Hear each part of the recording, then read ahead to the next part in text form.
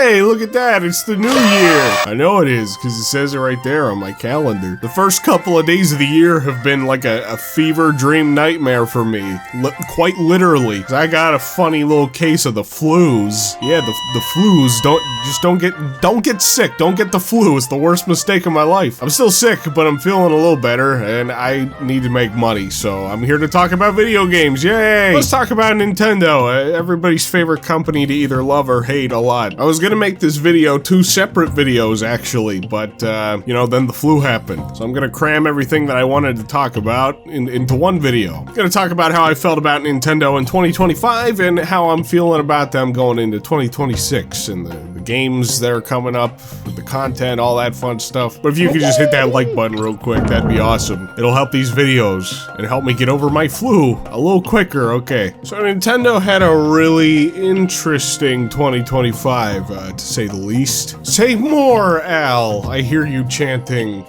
Okay, it was a weird year. It was a controversial year for Nintendo. Like, they simultaneously launched this massively successful console in June, only to end up being surpassed by the PS5 in sales in November, you know, right at the start of the holiday season. That's kind of a wild drop-off. I imagine there's a number of factors for why that is. The economy's in the poop hole. Nobody wants to go out and spend that kind of money right now.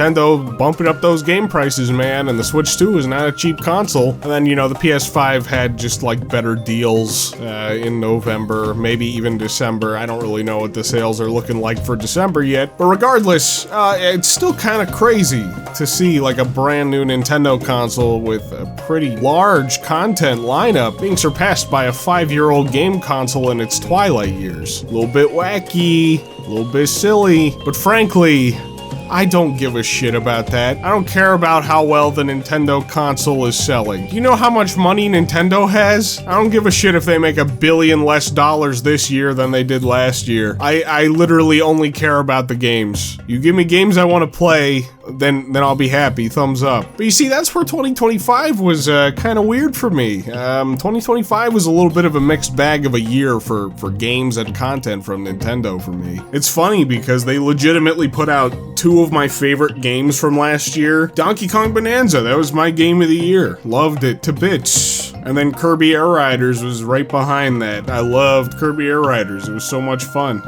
It's an addictive game. But then I look at the rest of their lineup and I don't know, man. It was just a little bit of a mixed bag. Mario Kart World, for instance, I mean, that was one that I really wanted to love. I liked it. I'll be the first to tell you, like, I'm not quite as harsh on Mario Kart World as a lot of people are. I don't think it's like the worst thing ever. I don't even think it's the worst Mario Kart, but it definitely had some problems and had some things that held it back from, like, real greatness for me. I did dump about, like, 60 or so hours into Mario Kart World, so, I mean, it's clear that I had some fun, but I haven't had that desire to go back and play it anymore since then, you know? It was like I got my fun out of it, and then I was done. And for a series like Mario Kart, that's not really super good, especially since it's gonna be another decade before we see another Mario Kart game. You want it to feel like it's gonna last and be, like, endlessly replayable, but, I don't know, man. The fun kind of got lost after a little while for me there. I'm optimistic that they can bring it back, you know, like with content updates in the future, adding more stuff to the game, hopefully fixing up some of the issues that I have with it. But obviously that's not really like a super glowing review of the game. Like, it's kind of fun, and it might be great eventually.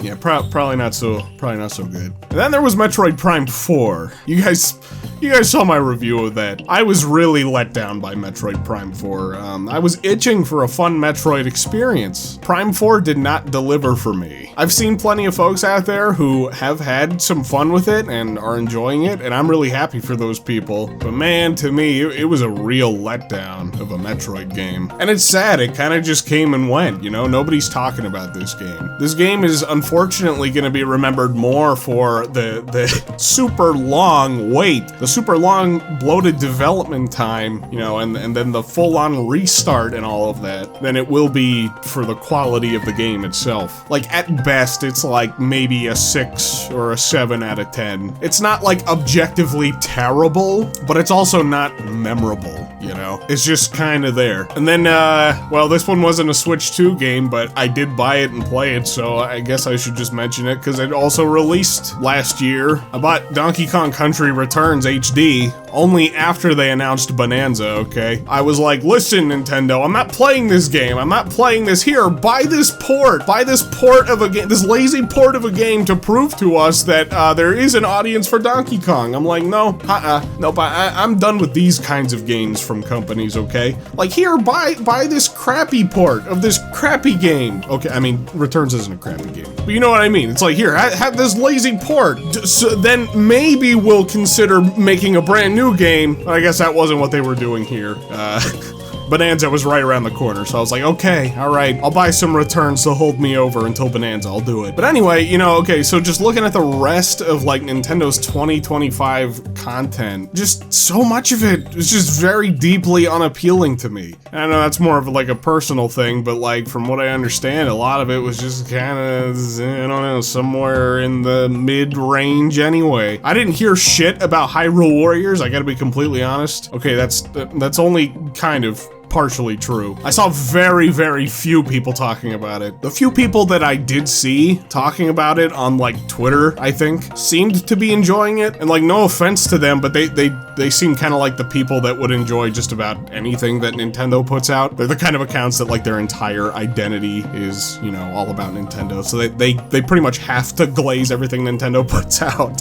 That's not to say anything about the actual quality of Hyrule Warriors, okay? It may actually be a fun game, but my point being, I didn't hear anybody outside of those few specific people, like, talking about the game, so I don't know. I don't have much of anything to go off of there. The Hyrule Warriors game's just like, I liked the first one. I thought it was neat how it was kind of like just a big celebration of all the different eras of Zelda. They stuffed everything in there, and that was kind of cool. But then, like, you know, each of the games since then have focused entirely on the Breath of the Wild characters, and, like, I don't know, man. I'm just so done. I'm just so done with Breath of the Wild. I'm so ready to move on to a new era of Zelda, and I hope that's what we get in the Switch 2 generation. So, you know, them doing another Hyrule Warriors was just, I don't know, not very appealing to me personally. I skipped it.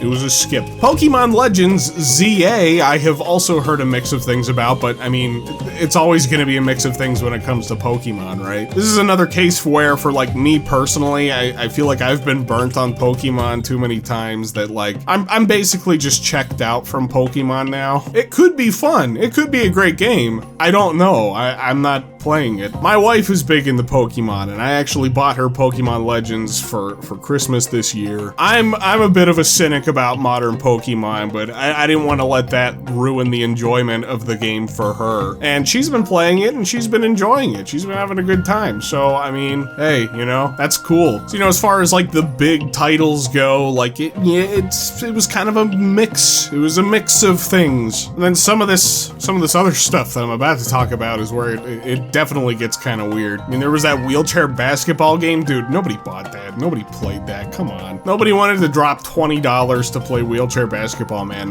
That was like the most tech demo-y kind of experience you could ask for. I played the demo for it, and I got everything that I needed to get out of it. It was the novelty of, like, trying out the mouse controls, and once I saw what I needed to see there, it was like, okay, alright, I get it. That's a pass. That's a pass for me.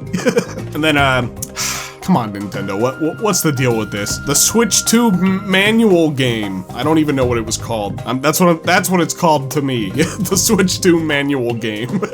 This and wheelchair basketball are the two types of games that feel like pack-in sorts of games, you know? Like, they're the kinds of things that you should just include with your new console. But especially the manual, dude. They expect you to pay $10. $10 for the manual for your new console. It's the perspective, man. It just makes you look, greedy. It makes you look greasy. Speaking of greedy and greasy, ooh, boy! So one of my early concerns after the initial Switch 2 presentation was that Nintendo was gonna lean pretty heavily into doing DLC for their Switch 1 games. I'll have more to say about this later in this video, but yeah, they did it a couple of times in 2025, so I think it started with Mario Party Jamboree, a $20 DLC, so now $80 for the full Mario Party package. An $80 Mario Party game is insane to me. Like, I'm sorry, I just cannot see a world where I will ever spend $80 on Mario Party. Like, nah, man. And from what I understand, that DLC really didn't do anything all that special. It just wasn't really even that great. I don't even think it was integrated all that well either, from what I'm hearing. Again, I didn't play it. I didn't have any interest. Oh, and I guess, okay, maybe it didn't kick off with Jamboree. Maybe it kicked off with the Breath of the Wild and Tears of the Kingdom upgrades. You're mostly paying for the performance. You're paying for performance upgrades, and then you get some, like, you know, completely inconsequential little dabbles of content. I don't know, I think it was pretty lame to charge for that. Getting better frame rate and resolution don't feel like $20 upgrades to me. I mean, a lot of games with PlayStation, whenever the PS5 came out, just got free enhancements. So I don't know, maybe I'm just used to feeling like it shouldn't cost that much. And if they're gonna charge anything, like, I mean, dude, like, I don't know, $5 for performance enhancements, if you have to be greedy about it. But $20 is kind of overkill. $20 is pretty nuts to me. Speaking of $20, this is a terrible segue. I mean, maybe it's not. Kirby and the Forgotten Land had a $20 DLC as well, for what I understand is just maybe like 2 or 3 hours worth of content. To me, it still kind of feels like a bit much, but I don't know, this is one DLC that I might consider getting eventually, just because I do want to play it with the performance enhancements, and it's a game that I haven't really played through since it released, and I would like to play again, so I don't know, maybe I'll dabble into it eventually. I don't know, man. All I know is that this year Nintendo became very expensive. They're doing the DLC thing, and they are not being shy about what they're charging for it. They're bumping up the prices of those games, but the real issue for me is kind of just the mix of quality. I mean, the quantity was there, stacks of content, right? I mean, there was a ton of stuff. What you're actually getting is, you know, not Nintendo at their best for a lot of it, a lot of the stuff. And dude, even some of the stuff that I thought was excellent, like Donkey Kong Bonanza, I've also heard from a good number of people who didn't really enjoy it all that much. A lot of people thought the game was just sort of okay, and I can understand that perspective too. So, you know, opinions, subjectivity. Depending on who you ask, you're gonna get a different answer, but to me, 2025 was just kind of an okay year for Nintendo. It was mixed. It was a mixed bag. And I don't know, man, like, looking at their 2026 lineup, I'm not really all that impressed with what I'm seeing either. I guess let's go ahead and jump into that, why don't we? So right at the beginning of the year, we have another Switch 1 DLC that's gonna be dropping in Animal Crossing. I guess they're at least charging a little more fairly for this, I could say. I think it's like $5, maybe it's like 5 or 10, I'm not entirely sure. I do remember it was a little bit cheaper. And I'm not sure where this falls in the lineup, but there is a Mario Wonder DLC coming this year as well, and I guess this is a good opportunity for me to just touch on the Switch 1 DLC debacle. So one of my biggest critiques from early on in the Switch 1 generation was how much they padded out their content library with old stuff, like specifically Wii U ports and remasters and all that kind of stuff. I understand why they did it, but you know, as somebody who owned a Wii U and had already played all of those games, like, I was looking for new games. That's what I was hoping for. And so going into the Switch 2, I felt like, okay, well, Switch 1 sold gangbusters. Everybody already has all of the games. They can't just re-release the same games again to pad out their library. They have to have been building a new library of games to have for the Switch 2, am I right? I mean,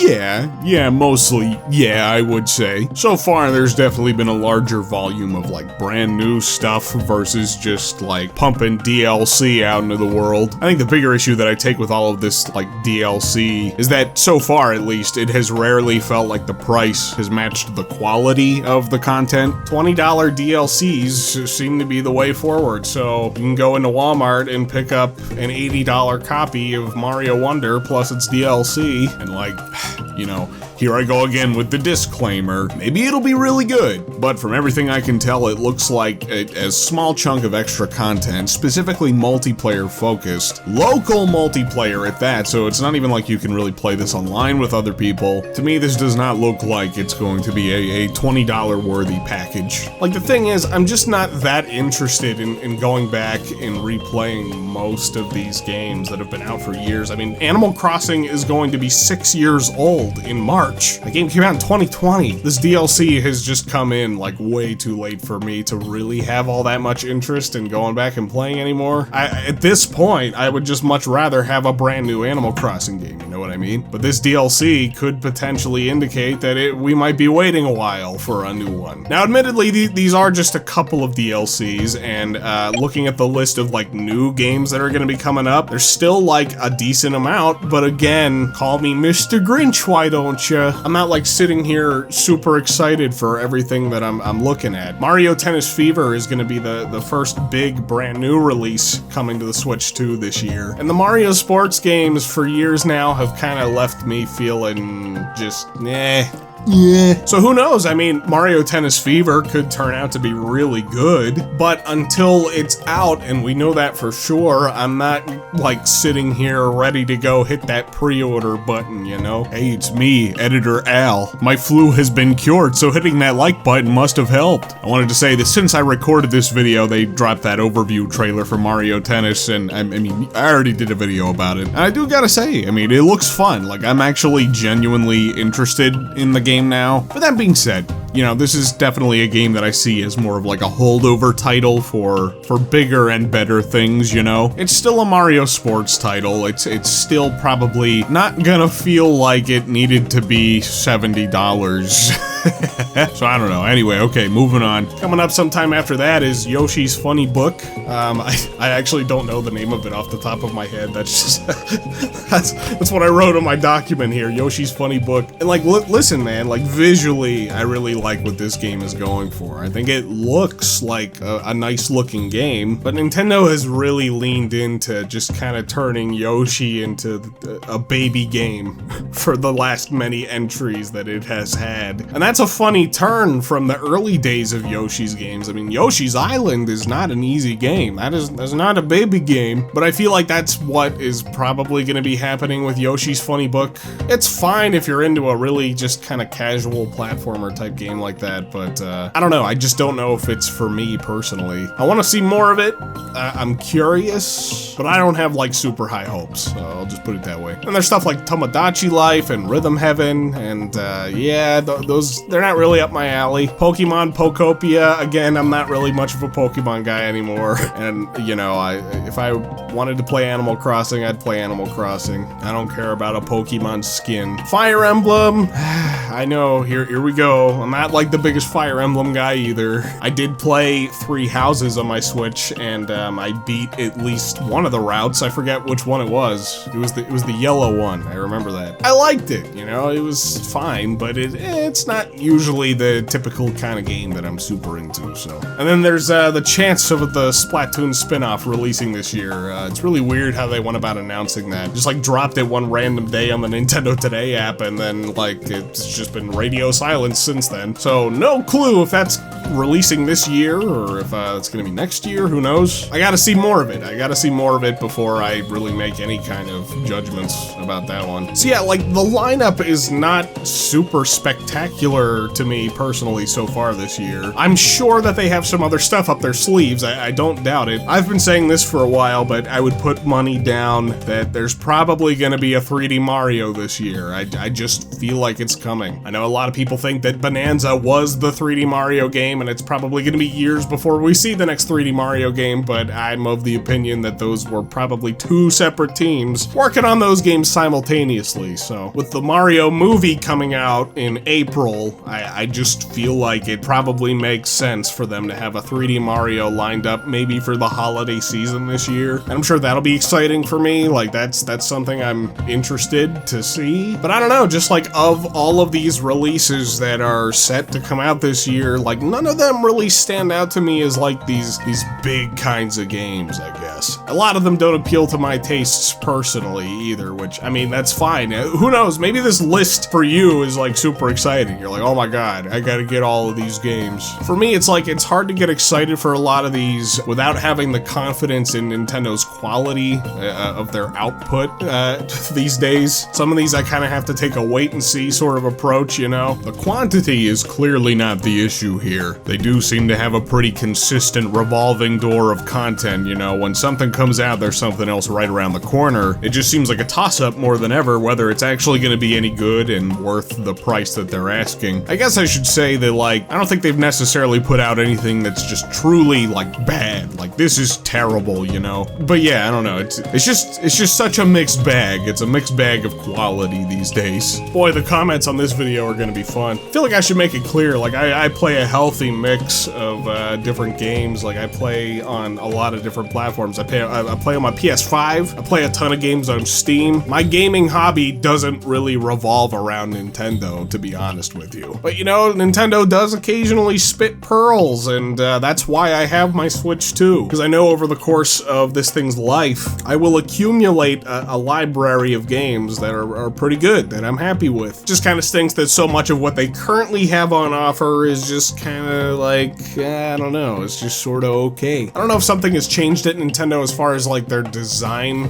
philosophies go. There was definitely a bit of a red flag in the one interview talking about Mario Kart World and how they went about designing that game. They essentially went into it knowing that they were going to do an open world from the outset. That was their ground zero for building that game. And at some point during the development, they realized it was boring. And so they implemented the trick system to try to make it less boring. But then they also didn't really put in the work to make the intermissions in that game work for the trick system, you know? Like, in some places in the intermissions, yes. But the majority of them are not that interesting. And to me, it feels like it should have been the other way around. It feels like they should have come up with the trick system first, found the fun in that, and then crafted the game around that. They still could have done the open world thing, but had a lot more of the game catered to, like, using the tricks. I don't know, you know what I'm saying? So yeah, I don't know. I'm just feeling kind of a little bit mixed on Nintendo's content lately and the stuff that's coming up. How are you guys feeling? It's all about the games, baby. It's all about the games. Listen, if Mario Tennis Fever and Yoshi's Funny Book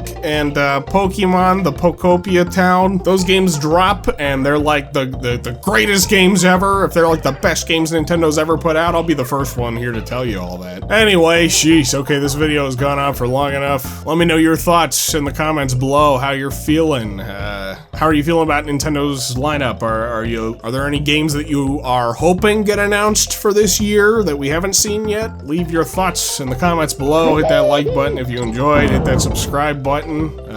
Help me get over my flu. It'll make me feel happy. I'll feel happy and then I won't be sick no more. Alright, that's about it. See ya.